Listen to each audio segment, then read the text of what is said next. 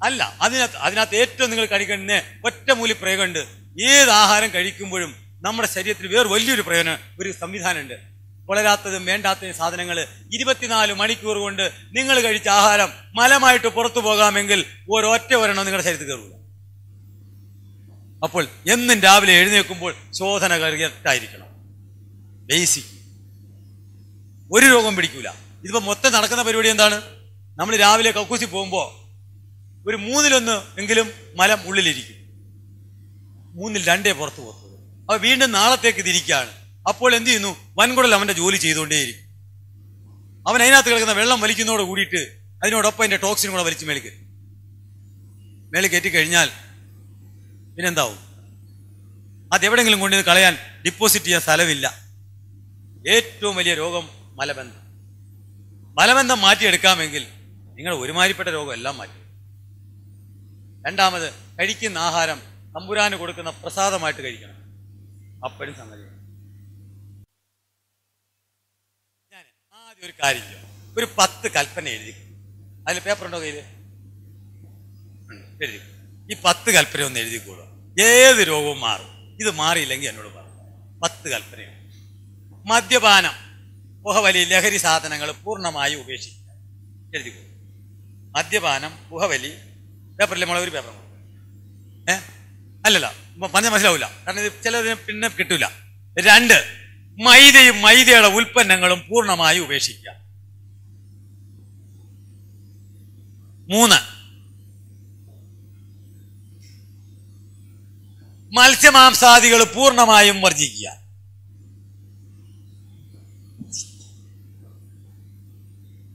4, കല്യാണം, പാർട്ടി ഇങ്ങനെയുള്ള സ്ഥലങ്ങളിൽ പോയി ഊണുണ്ണാതിരിക്കുക.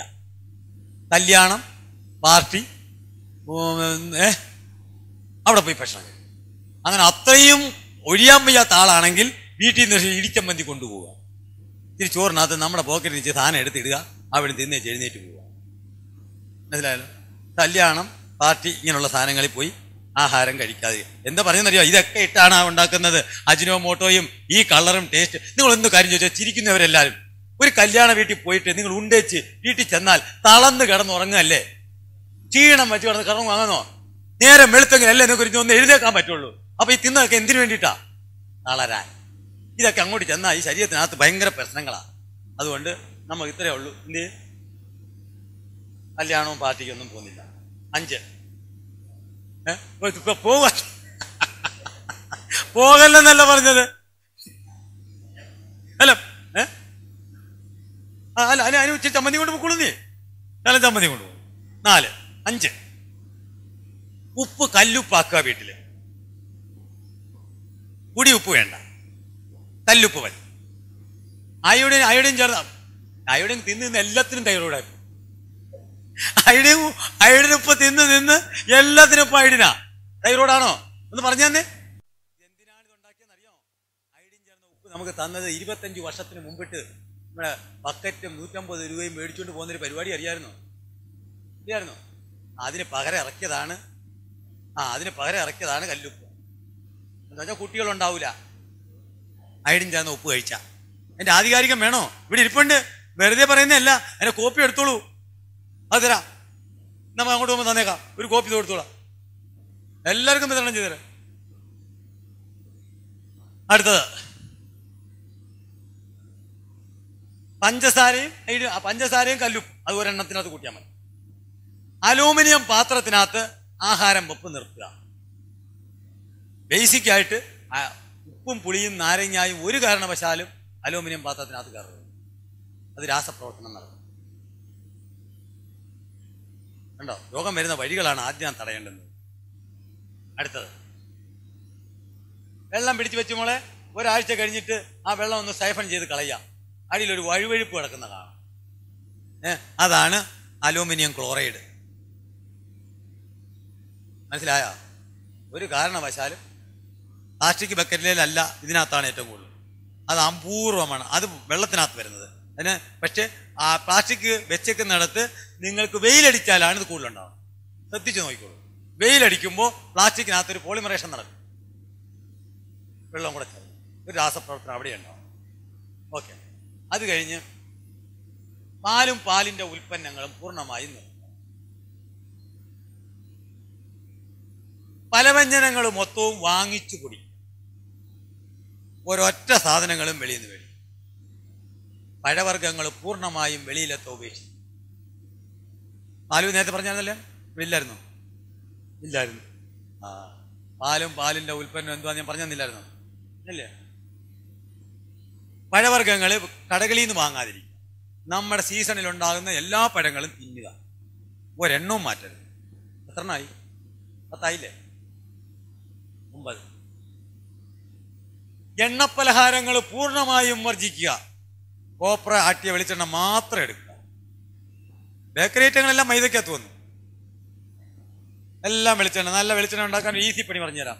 4 തേങ്ങ തിരുമുക, തേങ്ങ വെള്ളം ഒഴിച്ചരയ്ക്കുക, അരച്ചിട്ട് ആ പിഴിഞ്ഞ പാല് വെച്ചേക്കുക.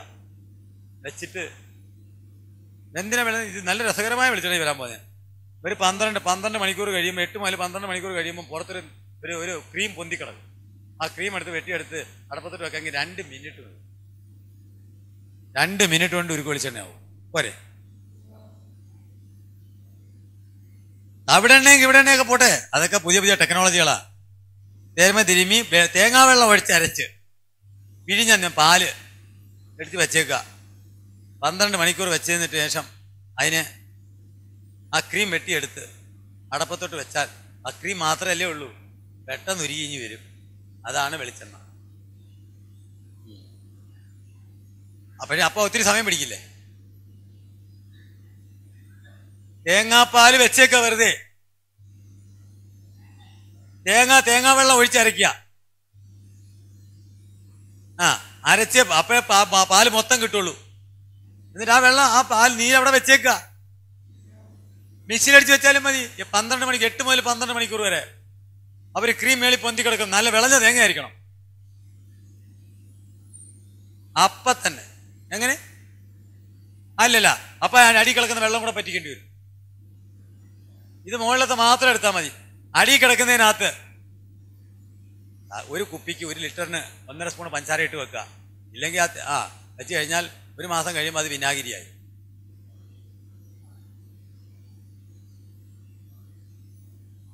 ഏത് വിനാഗിരി? അസിറ്റിക് ആസിഡ് ഒഴിക്കുന്നതിന് ഒരു കുഴപ്പമില്ല. അസിറ്റിക് ആസിഡ് മേടിച്ച് സാമ്പാറിനകത്തും അച്ചാറിനകത്തും ഇടാം. ആ സമയത്ത് ഒരു ശകലം വിനാഗിരി ഇതുകൊണ്ട് ഉണ്ടാക്കും. അവിടെ രാസപ്രവർത്തനം നടന്നു. രാസപ്രവർത്തനം നടന്നപ്പോൾ പഞ്ചസാര ഇടുവോ? അല്ല, പിന്നെ മനസ്സിലായോ? ശർക്കര നമ്മള് സാധനിപ്പ് ഇടുമ്പോ പിന്നെ അത് ശർക്കരയല്ല, അതിന്റെ ഭാവം മാറി അല്ലേ? തേങ്ങയല്ലായിരുന്നു നമ്മൾ പൊടച്ചത്, എങ്ങനെ എണ്ണയായി മാറിയ? പിന്നെ എണ്ണയ്ക്ക് തേങ്ങയുടെ ഗുണമാണോ, രൂപമാണോ? അങ്ങനെയാണ് എന്റെ പോക്ക് പോകുന്നത്. അപ്പം വിനാഗിരി നമുക്ക് ഉണ്ടാക്കാം. വിനാഗിരി മരുന്നാണ്, അതുകൂടെ ഓർമ്മിച്ച് വെച്ചോണം. പഞ്ചസാര ഇട്ടിട്ട് 30 ദിവസം വെച്ചേക്കണം. അതപ്പോൾ ഒരു കാര്യം കൂടെ ചെയ്തേക്കണം, അടച്ച് കോർക്ക് ചൊവ്വ അടയ്ക്കരുത്. Cork tight അടയ്ക്കരുത്, പൊട്ടിപ്പോവും. അതിൽ ഭേദം ഒന്നും വേണ്ടാന്നേ. തേങ്ങാ വെള്ളം എവിടെങ്കിലും കിട്ടുന്ന തേങ്ങാ വെള്ളത്തിനകത്ത് പഞ്ചസാര ഇടുന്നേ പെട്ടെന്ന് വിനാഗിരിയാവും. 21 ദിവസം മതി. 1.5 സ്പൂൺ പഞ്ചസാര ഇട്ട് 1 ലിറ്ററിന് 1.5 സ്പൂൺ പഞ്ചസാര പെട്ടെന്നാവും. 1.5 സ്പൂൺ പഞ്ചസാര എപ്പോഴും ലൂസ് ചെയ്ത് വെച്ചേക്കണം, ടൈറ്റായിട്ട് അടയ്ക്കരുത്. അപ്പം ഈ 10 കൽപ്പന ഉണ്ടെങ്കിൽ മാറാത്ത രോഗങ്ങളൊന്നുമില്ല. ഇത് കഴിഞ്ഞിട്ട് മതി ബാക്കി കാര്യം. ഇത് ചെയ്യാമെന്ന് ധൈര്യമുള്ളവർ മാത്രം എന്നോട് ക്വസ്റ്റ്യൻ ചോദിക്കുക.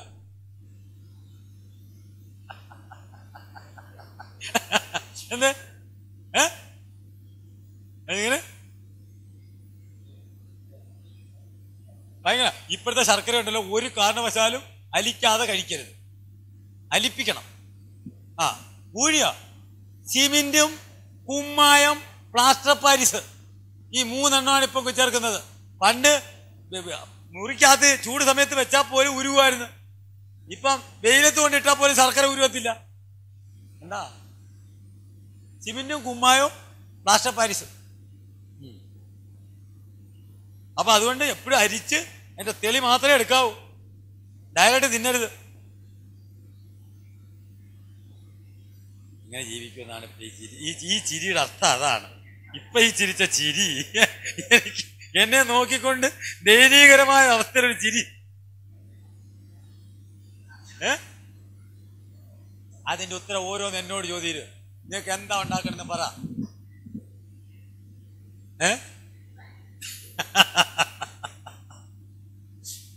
അല്ല, ഒരു കാര്യം, ഞാൻ അറിഞ്ഞ സത്യങ്ങൾ ഇത് കൊടുക്കുക എന്നുള്ളതാണ് എൻ്റെ.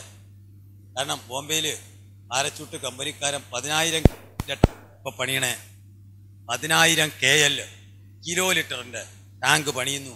നമ്മുടെയൊക്കെ പുറത്ത് തേക്കാൻ ഒക്കെ പോയി കാണ്. ഒരുത്തനും നിയന്ത്രിക്കാനില്ല. ആണ് ഇന്ത്യ ഭരിക്കുന്നത്. എവിടെയാ കാണേണ്ടത്? ഏത് സംവിധാനം ഇവിടെ?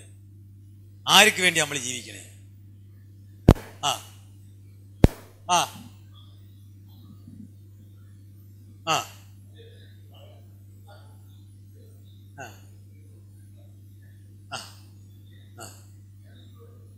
അല്ല, ഞാൻ അതിനകത്തല്ല ഉദ്ദേശിക്കുന്നത്. BTC ഞാൻ ഗ്യാരണ്ടി മോഹൻലാൽ എന്നാണ് ഡോക്ടറായത്. അതിന് പരസ്യം കൊടുക്കാൻ ആരാണ് പെർമിഷൻ കൊടുത്തത്? ഇല്ല. 2, 916 ക്യാരറ്റിന്റെ സ്വർണം പറയുന്നത് മോഹൻലാലും മമ്മൂട്ടിയും ജയറാമും. ഇവരെന്നാണ് തട്ടാനായത്? അല്ലല്ല, നമ്മൾ ചോദിക്കണ ചോദ്യം നിങ്ങൾ എന്നാണ്? അറിയാം. അല്ല, അത് എനിക്ക് പേടിയില്ല. അതെനിക്ക് പേടിയില്ല. എന്നോട് ഞാനൊരു ദൈവവിശ്വാസിയാണ്.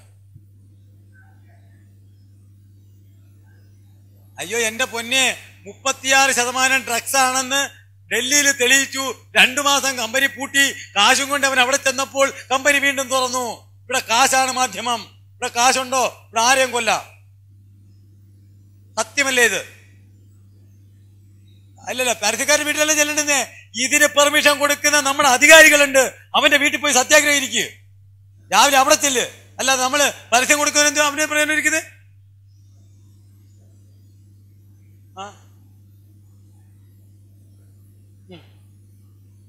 അതെ, മാറി വരും.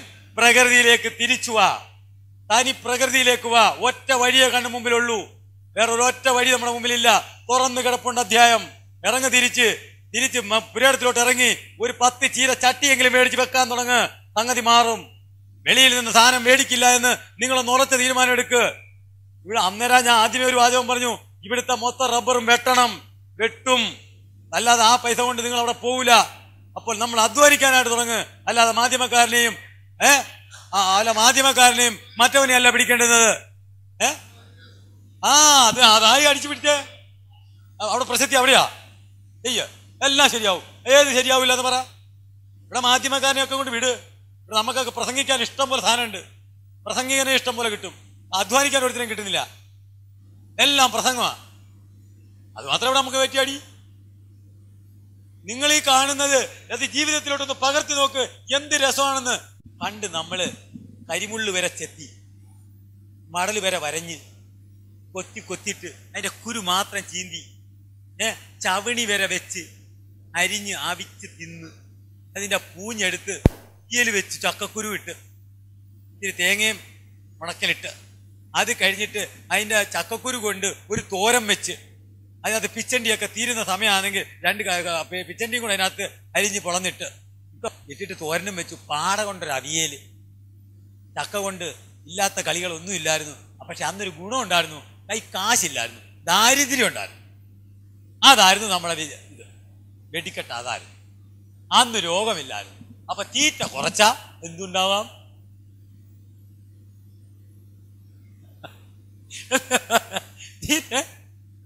നമ്മള് ആ ഭാഗത്തേക്ക് പോണ്ട.